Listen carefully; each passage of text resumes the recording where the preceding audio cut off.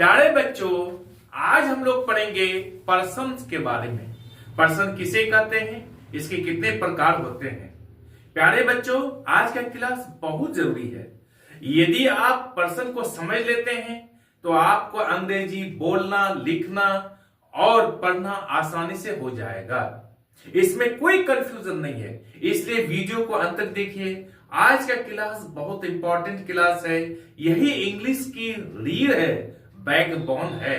यदि आप अंग्रेजी में पढ़ना चाहते हैं, अंग्रेजी में अच्छा करना चाहते हैं, अंग्रेजी भाषा को सीखना चाहते हैं, लिखना चाहते हैं, तो आपको ये पर्सन के बारे में जानना बहुत जरूरी है।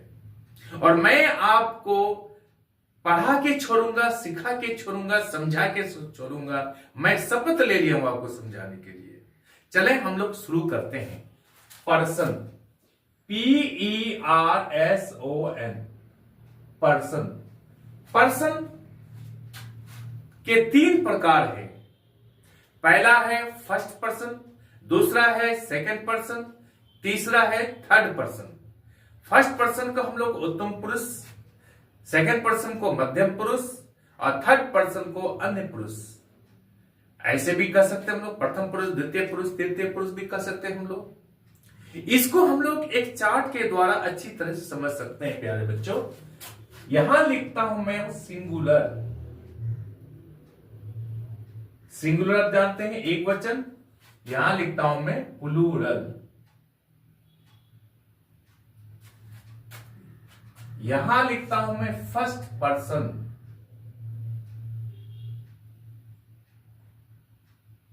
यहां लिखता हूं मैं सेकंड पर्सन।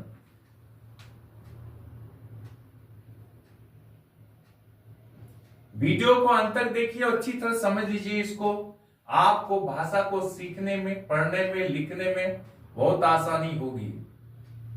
ये हुआ third person. First person I, यहां पर प्लूरल में वी। सेकंड पर्सन यू, यहां प्लूरल में you. Third person he, she, it, any name. मैं अच्छी तरह से आपको समझा दे रहा हूं मैं। एनी नेम, राम, सीता इत्यादि। अब यहां प्लूरल में होगा दे। अब प्यारे बच्चों, अब लोग डिस्कस करते हैं एक एक करके। फर्स्ट पर्सन किसे कहते हैं? फर्स्ट पर्सन बात करने वाले को कहते हैं। सेकंड पर्सन जिससे बात किया जाए। थर्ड पर्सन जिसके बारे में बात किया जाए। हम एग्जाम्पल के द्वारा समझते हैं। मान लीजिए यहां डीएम साहब बैठे हुए हैं, अकेले बैठे हुए हैं। मैं बात करने के लिए उससे गया। मैं बात करने के लिए गया, मैं फर्स्ट पर्सन। जिससे बात करने के लिए गया यानी डीएम साहब, वो सेकंड पर्सन। अर्थात बात करने वाले को फर्स्ट पर्सन और जिससे बात किया जाए सेकंड पर्सन। अब मैं डीएम साहब से बात करता हूं मोहन के बारे में कि मोहन कल अमेरिका गया था। तो मोहन यहां तो है नहीं, तो उसको हम लोग कहेंगे थर्ड पर्सन। अर्थात जिसके बारे में बात किया जाए वो थर्ड पर्सन। कंसेप्ट समझ गए? अब बात करने वाला मैं अकेले हूं तो आई होगा। आई का अर्थ होता मैं। अब बात करने वाला अगर एक से अधिक है, हम लोग अगर 2-3 आदमी मिलके गए बात करने के लिए, तो हम लोग लिख सकते हैं वी। वी का अर्थ होता है हम लोग।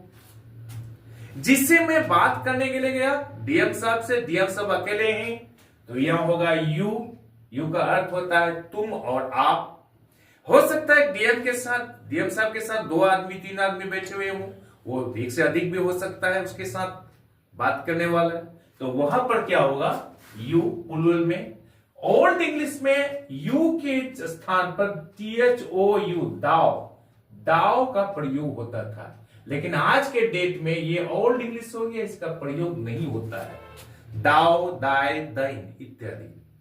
अब हम लोग प्यारे बच्चों राम के बारे में बात किया था कि राम कल अमेरिका गया था, मान लिया उदाहरण के लिए। तो जिसके बारे में बात करते हैं वो थर्ड पर्सन। तो यहां एक आदमी अगर राम है उसके बारे में पढ़ते हैं। उसके बदले में आता है क्या, थर्ड पर्सन, एक आदमी है। ही का अर्थ होता है वह। सी अगर स्त्री है, हो सकता है सीता गई थी, तो सीता हो गया वह, सी। इट छोटे छोटे निजी वस्तुओं के लिए होता है। राम, सीता, ये सब थर्ड पर्सन सिंगुलर नंबर हुआ, ये एक वचन हुआ। ये प्लूरल एक से अधिक हो सकता है कि जो अमेरिका गए थे 2-3 आदमी हो सकता, मोर देन वन, तो वो प्लूरल हो जाएगा। उसको हम लोग दे कहेंगे, एक से अधिक हो सकता है। दे किया है क्या, बॉयज भी हो सकता है, गर्ल्स भी हो सकता है, स्टूडेंट्स भी हो सकता है। तो ये सब सारा दे, THEY, दे का अर्थ होता है वह लोग, वे या वह लोग। समझ गए? अब प्यारे बच्चों, इतना समझ गए आप? क्या समझ गए? बात करने वाले को फर्स्ट पर्सन, जिससे बात किया जाए सेकंड पर्सन, जिसके बारे में बात किया जाए वो थर्ड पर्सन। तो यहां पर मैं हम लोग पढ़ते हैं आई, मैं, इसका अर्थ होता है मैं। वी का अर्थ होता है हम लोग। सेकंड पर्सन में आते हैं यू, तुम या आप। यहां पर प्लूरल है, इसलिए यू का अर्थ हो यहां पर तुम लोग या आप लोग। थर्ड पर्सन में जिसके बारे में बात किया जाए, ही भी हो सकता है, सी, ईट, राम, सीता, कोई भी आदमी का नाम। और यहां पर प्लूरल में दे, एक से अधिक भी हो सकता है, एक आदमी है, यहां से एक से अधिक है, यहां पर दे होगा। अब प्यारे बच्चों, ये पर्सन तो समझ गए, फर्स्ट पर्सन समझ गए, सेकंड पर्सन समझ गए, थर्ड पर्सन समझ गए।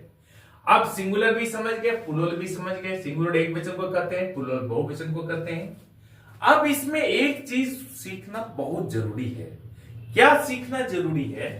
अगर हम सेंटेंस का निर्माण करते हैं, किसी भी सेंटेंस का निर्माण करते हैं, मुंह से अगर एक भी सेंटेंस या वाक्य अंग्रेजी का निकालते हैं, तो निकालने के पहले एक फॉर्मूला को सीखना बहुत जरूरी है।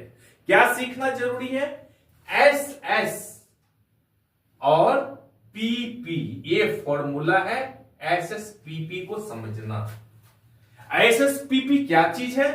SS का अर्थ होता है सिंगुलर सब्जेक्ट,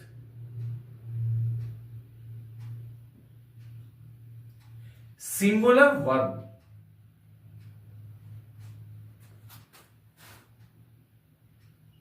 PP का अर्थ होता है प्लूरल सब्जेक्ट,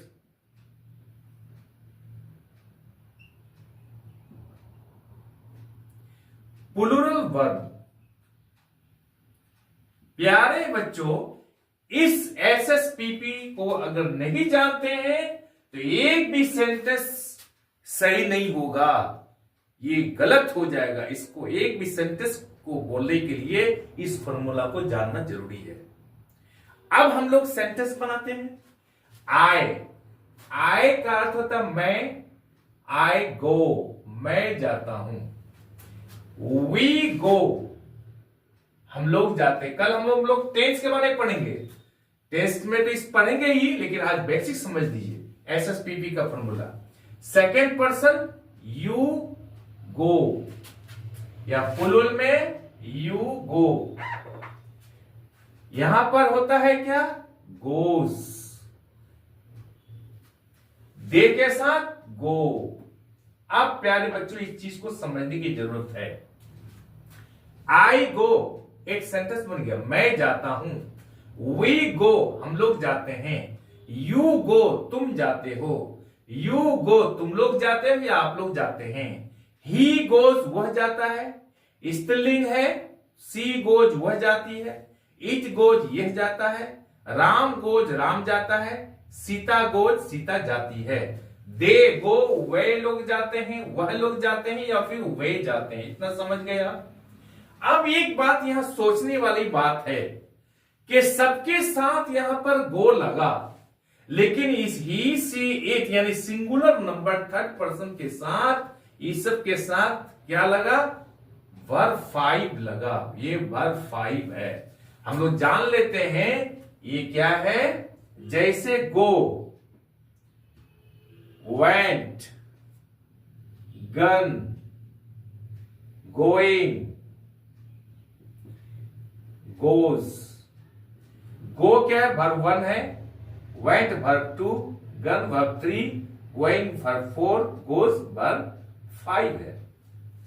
ये यहां पर थर्ड पर्सन सिंगुलर नंबर के सब्जेक्ट के साथ, अर्थात यहां पर ही, सी, इट, राम के साथ, सीता के साथ गोज का प्रयोग किया गया, वर्ब 5 का प्रयोग किया गया है। बाकी सब के साथ गो का प्रयोग किया गया। ऐसा क्यों प्यारे बच्चों, ऐसा क्यों? इसका जवाब के लिए आपको समझना होगा एसएसपीपी का फॉर्मूला को। Singular subject singular verb, plural subject plural verb. देखिए यहां पर पहले इधर से हम लोग जाते हैं, उधर से अपने आप यहां पर मिल जाएगा जवाब। वी यहां पर इसका अर्थ होता है हम लोग, प्लूरल है तो यहां पर गो, यहां प्लूरल है। एक चीज समझना बहुत जरूरी है प्यारे बच्चों, जितने सारे वर्ब्स हैं जो भी मैं मुंह से निकालता हूं, एनी वर्ब, सारा वर्ब प्लूरल होता है। राइट हो, सिंग हो, रीड हो, गो हो, कम हो, सारा वर्ब्स प्लूरल होता है अंग्रेजी लिटरेचर में। समझ गए? उसका जस्ट उल्टा जितना सारा नाउन्स है वो क्या होता है? सिंगुलर होता है। अब क्या होता है? जितना सारा वर्ब्स है वो प्लूरल होता है। उदाहरण के लिए हम लोग लेते हैं गो, गो यहां प्लूरल है।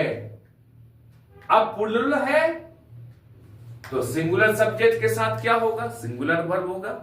ये तो गो है, तो याद रखिएगा वर्ब के साथ एस या ईएस जोड़कर उसे सिंगुलर बनाया जाता है।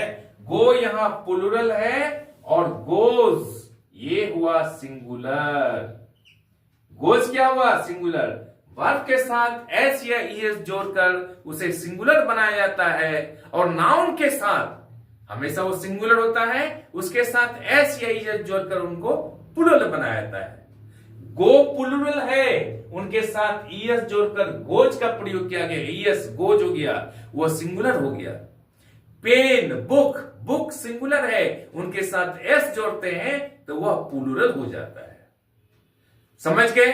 इस कंसेप्ट को समझ गए कि जितने सारा वर्ब्स होता है वो प्लूरल होता है, जितने सारे नाउन होते हैं वो सिंगुलर होते हैं। उस वर्ब के साथ एस ईएस जोड़कर उन्हें सिंगुलर बनाया जाता है, और नाउन के साथ एस ईएस जोड़कर उसे प्लूरल बनाया जाता है। कुछ नाउन्स एक्सेप्शन में है जो सिंगुलर प्लूरल दोनों में होता है, वो बात की बात है, लेकिन अभी ये समझ लीजिए आप इस कंसेप्ट को। तो यहां पर क्या है? गो प्लूरल है और गोज हो गया तो सिंगुलर हो गया।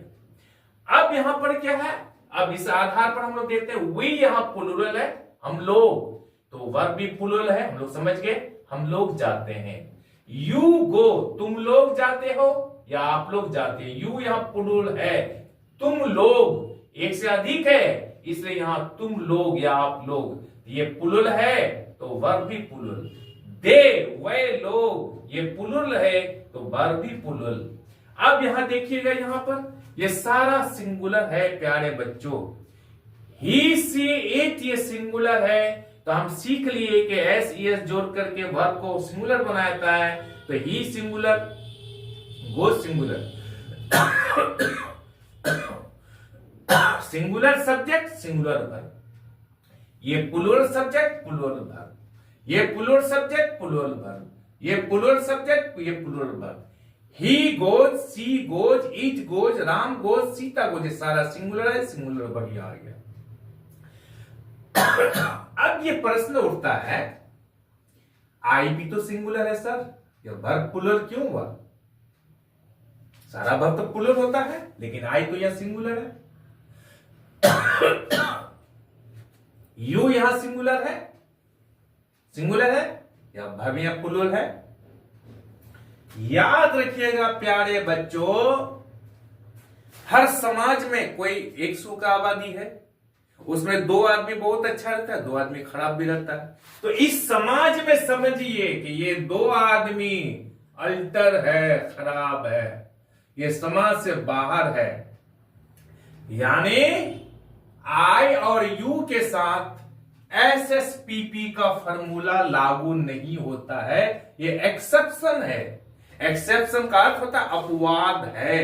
ये फॉर्मूला बाकी सभी सेंटेंस में अंग्रेजी भाषा में लागू होता है, लेकिन आई और यू के साथ लागू नहीं होता है। यह एक्सेप्शन है, अपवाद है। इसलिए आई सिंगुलर रहते हुए भी वर्ब प्लूरल आया है, आई गो, और यू यहां पर सिंगुलर में रहते हुए भी वर्ब प्लूरल आया है, गो।